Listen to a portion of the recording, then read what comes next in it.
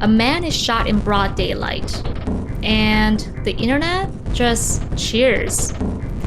Not because they knew him, but because of what he represented. Some people even claim that they got exactly what they deserved. 50 more CEOs in cold blood before we can say we are actually progressing as a country. Is humanity doomed? Of course, the news about global conflict right now is not helping. But there's something very specific, a specific type of malicious envy that's looming over us. It's the moment when someone we deem wealthier, more powerful, or more socially influential than us falls from grace, and we're happy about it. We see with the death of Jeffrey Epstein, Charlie Kirk, the billionaires in the Ocean Gate tragedy, and of course the fatal shooting of United Healthcare CEO Brian Thompson. Regardless of where you stand politically, this feels incredibly jarring and sad to see the loss of human life being celebrated as a win.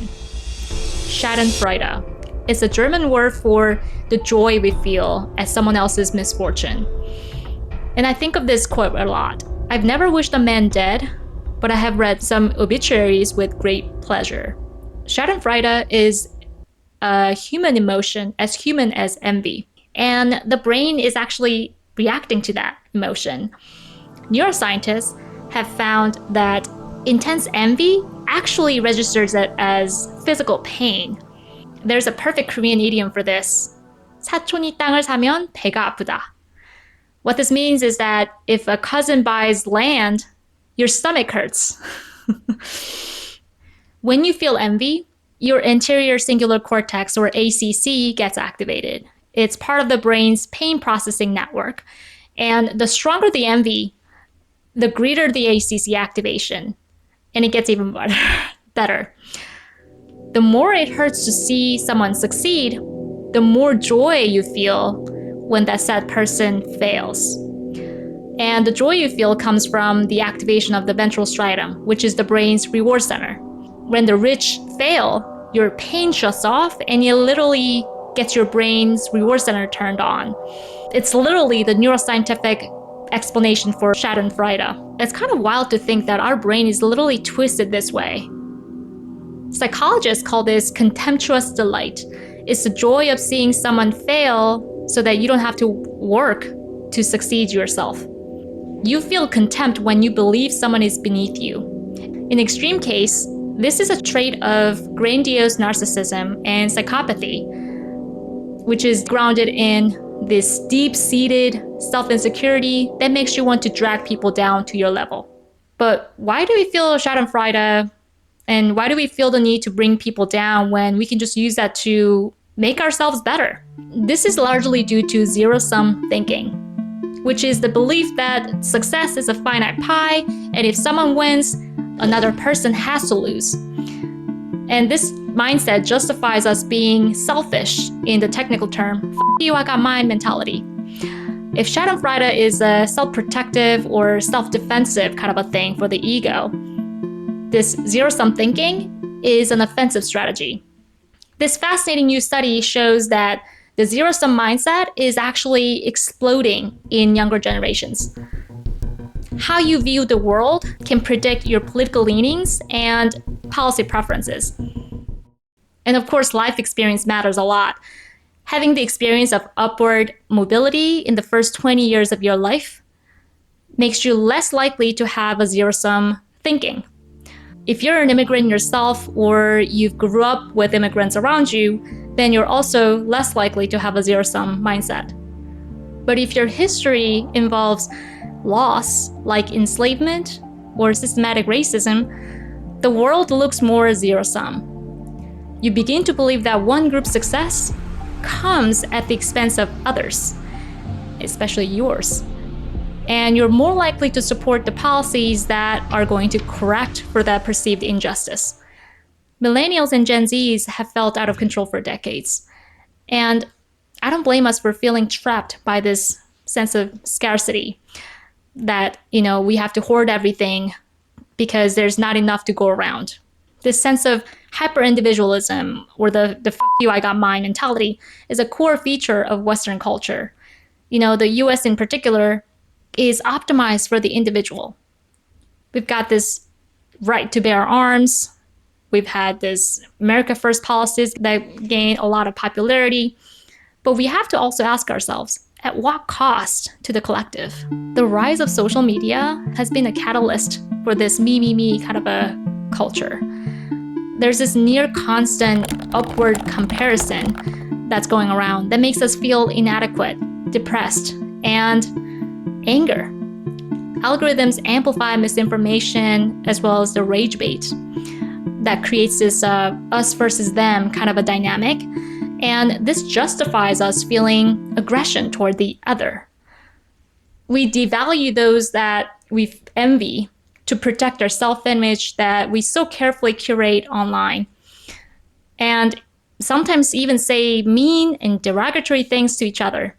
This eventually leads to what psychologists call decatharsis, which is the process of withdrawing emotional energy from the others.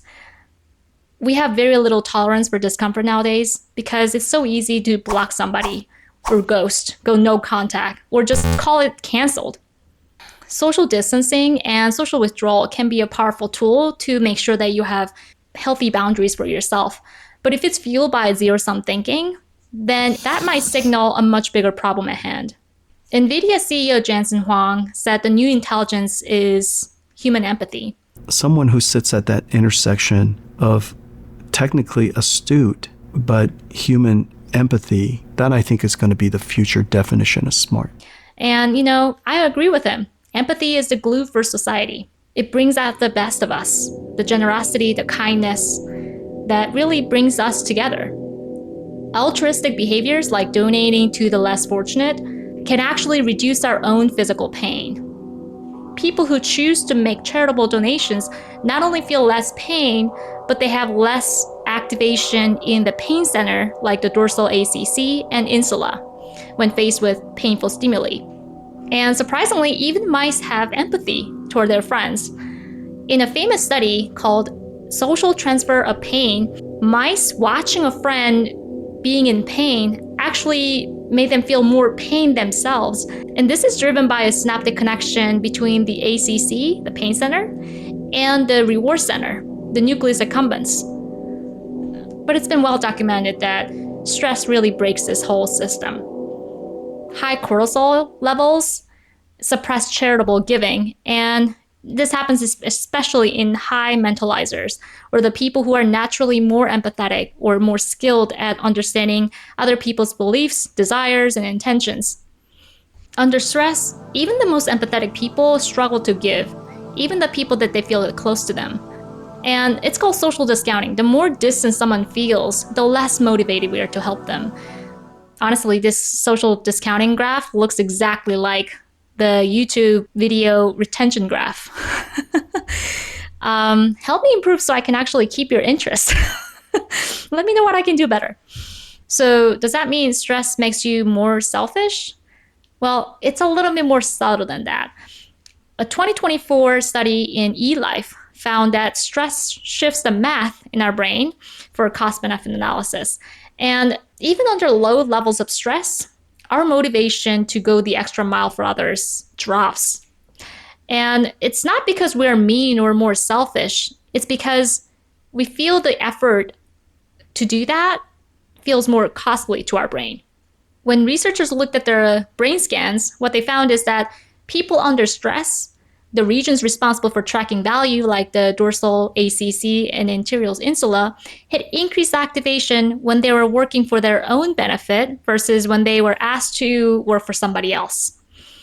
So basically, stress makes you perceive putting in effort for your own benefit more valuable than helping others.